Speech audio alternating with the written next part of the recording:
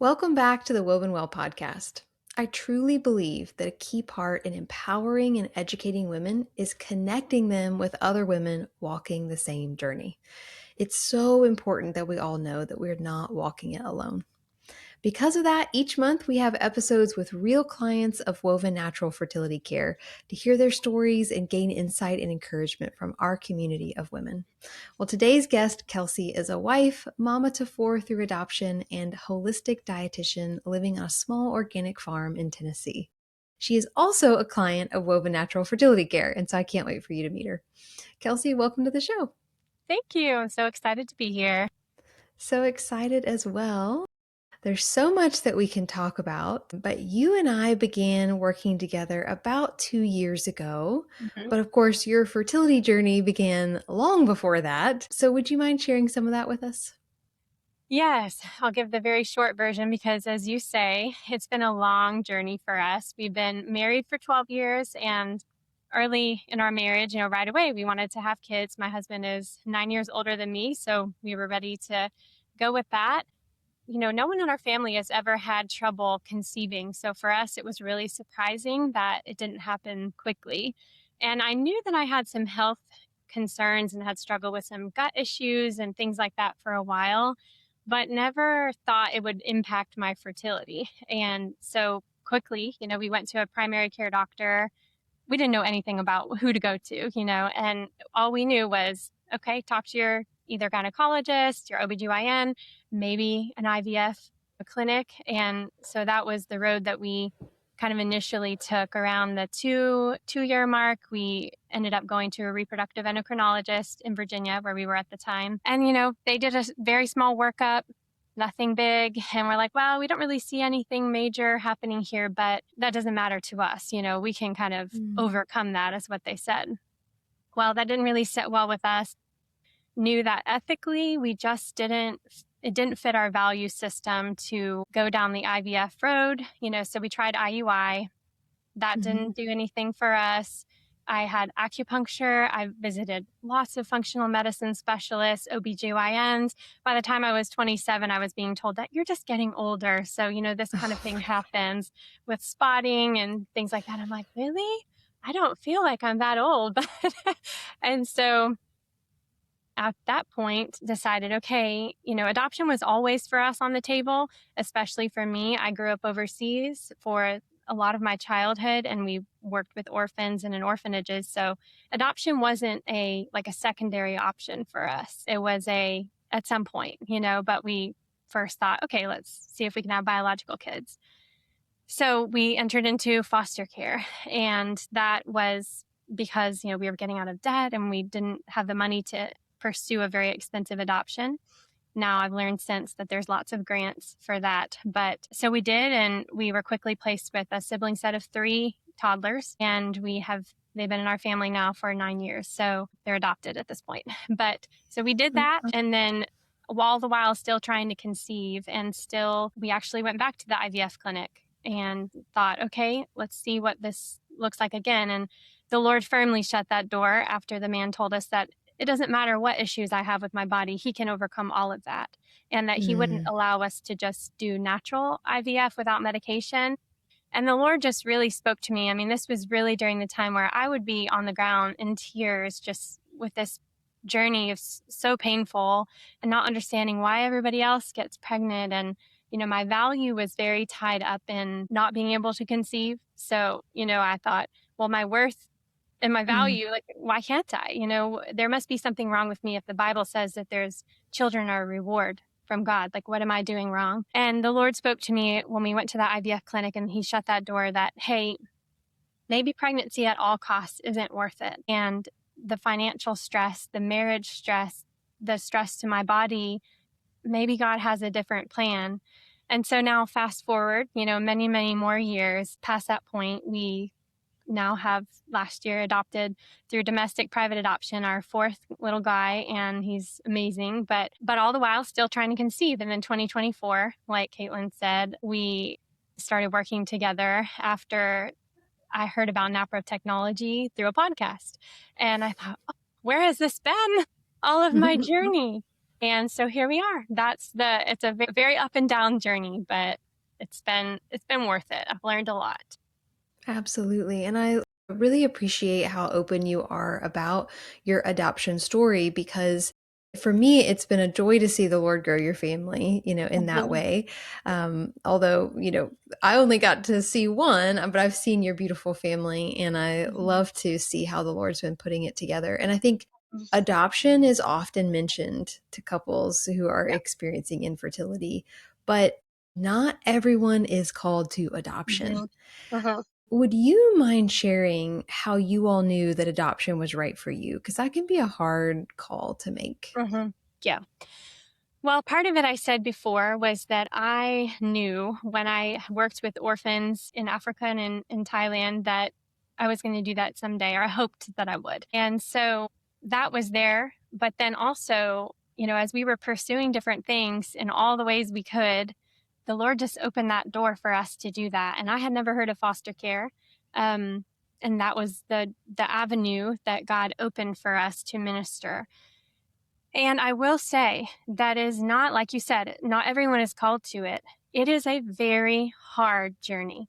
It is Yeah. not something to take lightly. And one thing my husband Drew and I always say to people who ask us about it is if you're not on the same page as a married couple, then don't even go down that road because you must be a team because you will face a spiritual battle like you have not experienced before. And especially parenting children from hard places through trauma. It requires, I'm not saying we have all the answers at all. It's been a very hard journey. It's been through a lot of tears. We love our children. It has taught us something very much about trusting the Lord and relying on Him for the strength when we feel at our wits' end. And so, but it also is worth it. It's a huge sacrifice, but it's so worth the sacrifice because I've said to the Lord, okay, if I need to lay down my fertility, desires to conceive biologically to give a home to children that may not have anywhere else to be, then okay, I'm going to do that. And that has come through a lot of years of crying to the Lord for that. It's not like I've come to that conclusion very quickly. Idea of surrendering to the Lord my plans and my desires to come under the authority of His will for my life. So I just think that the Lord you'll know if you've been called to that. Yeah. I really appreciate the fact that you all didn't even know what foster care was, but when you felt the Holy Spirit leading you in that direction, Mhm. you adapted. You learned about it. You pursued the courses that you need to take and, Mhm. to get the paperwork signed and all those sort of things to be able to pursue it. And then in the midst of being an adoptive family, you're so open about the fact that it's not always easy. I think that's of course true for all parenthood Oh, yeah. and all of life, in general. But I appreciate your honesty there because this is true. Anyone you ask, any parent on the face of the planet Mhm. is struggling in some way, but it's important to acknowledge that side of it too, especially when you're in the midst of infertility and you want to know how is the Lord going to grow our family. To Mhm. have a realistic perspective on that is absolutely helpful. Now, you all in many seasons have put the trying to conceive journey to the side. And Mhm. then something, you have still been open to conceiving, Mhm. but what I love is in the midst of all that God's been doing in your life, you've also remained focused on honoring your body and Mhm. getting the care that you deserve to have. So, whether or not it leads to conception, Mhm. you Yeah. know that your body deserves that kind of care, which, of course, Mhm. I completely agree. So, Yes. in that process, what do you feel like has been one thing that's been most helpful or worth it? What kind of treatment you've experienced so far that you feel like has been most worth it for you? Yes. Well, I didn't mention it before, but I do have some complex chronic illnesses. So I have chronic Lyme disease and some mold toxicity mixed with celiac disease and some other things. When I say that I've seen a lot of physicians, I really have. And I've tried a lot of different tools. And I'm not just saying this, Caitlin, because I'm on the Woven podcast, but I love Creighton. I think it is amazing, and I am so excited to have found it. And the fact that I've learned through the training, I know a lot about the body. Mm. studied science and pre-medicine, and it taught me something completely different through your training, and also the visual tool that it is to see, actually see it laid out in front of me, what's happening with my cycle has been invaluable. And then to be able to take that to the doctors, like I had surgery through Dr. Peterson, who you've had on here before, a couple of years ago. And that was a tool that she used and other physicians that I've met with to see. So that really is a great tool. And I really couldn't narrow it down to just that one. I had to throw another thing in there, which is a continuous glucose monitor. For Yeah. me, that has been really, really helpful. In fact, I'm wearing it right now. I still wear it because I didn't think that I had any issues with blood sugar because on a lot of my fasting blood, values, they're fine. And I try to eat pretty clean. But I think with the chronic issues that I have, my body just doesn't tolerate the carbohydrates the way that I thought that it was. So that has been very informative. And I'm not sponsored or anything like that, but the app NutriSense has been so helpful to visualize what's going on and be able to log food in there and exercise and see how stress even impacts. So, those were two of the things that I thought of right off the bat that have been tools that have been really helpful for me on our journey. Well, I'm thrilled to hear that. I did not know that Creighton was going to be one of the answers to that question. So I'm so thrilled, though, that it Yeah. is. And that's the goal, is that no matter what your story is, what your reproductive intention is, what your cycle issues are, what your overall health issues are, Creighton can reveal so much Mm-hmm. information. It's very practical, very real Yeah. time. So I will often talk about the fact that you can begin lifestyle changes, begin medication, begin whatever it may be, and you can actually track it on your chart to see the changes, see if it's making a difference or not making a difference, which can really help you when you are learning to advocate for yourself in the Yeah. doctor's office, because now you have something you can actually bring in and show Mm-hmm. them. And of course, that always helps provide Yeah. some clarity, especially if they're actually trained in it. If not, it still Yeah. takes a little bit of advocacy, but Absolutely. um, well, we've talked about your beautiful family, adopting 4 children. So I'm sure that some people may be surprised that you're sharing with us before having biological children, like, isn't that supposed to be the win? Isn't that supposed to be the outcome? But I very intentionally love to have clients on who have not been at that point. Mm-hmm. Maybe yet, maybe ever. We don't know the Lord's story. Mm-hmm. Yeah. But I know you were wanting to be really open about that as well. The journey is truly not only about the destination. It's about so much more than that. So I would love to hear, why did you want to speak with women right now in this particular season? Yeah.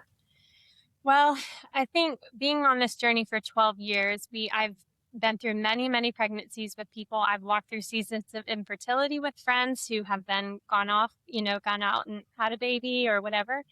And I rarely have heard of people sharing their story when they're in the middle of it, still in Mm. the trenches, still fighting, still trying to go to doctor's appointments and the emotional struggle that it is. And so I always thought, maybe I should share a little bit. I'm a pretty private person. So for me, this was a big leap to share our story, especially on a public platform.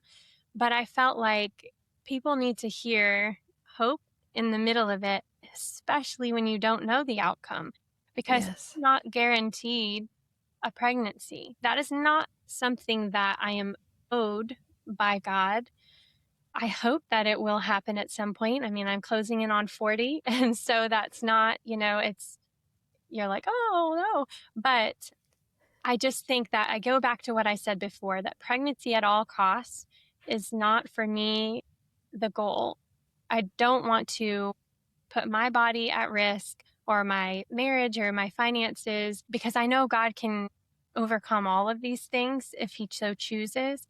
And He hasn't so far.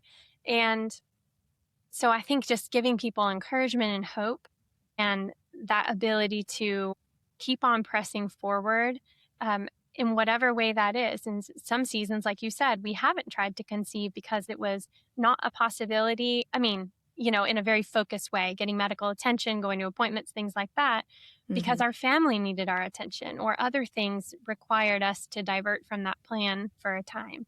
So that, and I've realized also that my value, like I mentioned, that my value and worth were very tied up in not being able to conceive. But now I realize that that is not what defines me as a person. I am a mother now, but I still have that longing for a biological child. But again, I lay it down at the Lord's feet and say, hey, as long as you make these doors open to us, we're going to keep walking through them to receive medical care and treatment. But it's also for the point of getting healing for my body, not just to have a baby, though that would be welcome. Absolutely. Yes, you deserve that kind of care. Whether or not you have biological children, you Mhm. deserve that kind of Yeah, care. That's so absolutely. beautifully said. Yeah. Kelsey, thank you so much for being on. Thank you for being open about all that the Lord has done in your life, the hard things, the happy things, and everything in between, and for sharing with our listeners today. I really appreciate it. Absolutely. Well, you have been a blessing to my life, and I just wish you all the success as you continue to do this. I know you are doing wonderful things, and I am excited to continue working together. Thank you, Kelsey. I appreciate that. Absolutely. Listeners, as I said, success stories aren't limited to one type of success. For Kelsey, this has been a worthwhile journey of honoring her body, caring for her reproductive potential. The Lord has continued to grow their family in other beautiful ways. But this still matters, that change in her heart from thinking all of her value and worth came from this one thing to realizing that it actually comes from the Lord. And so there's so much freedom there. Mhm. What could the Lord be inviting you to in the midst of your own unknown? Because I can promise you that He's inviting you to something. He always is. He's always drawing us into closer relationship with Him, and we never know where that's going to take us, but it is always somewhere good. At Woven Well, we focus on educating and empowering women in all things natural fertility while honoring that deep connection between our bodies and our faith. So if you'd like to journey with us, this podcast is a great place to start. And if you'd like to explore other ways to learn, investigate, or advocate for your own reproductive health questions, be sure to go to our website in the show notes to do so. As always, thanks for listening as we continue to explore together what it means to be woven well.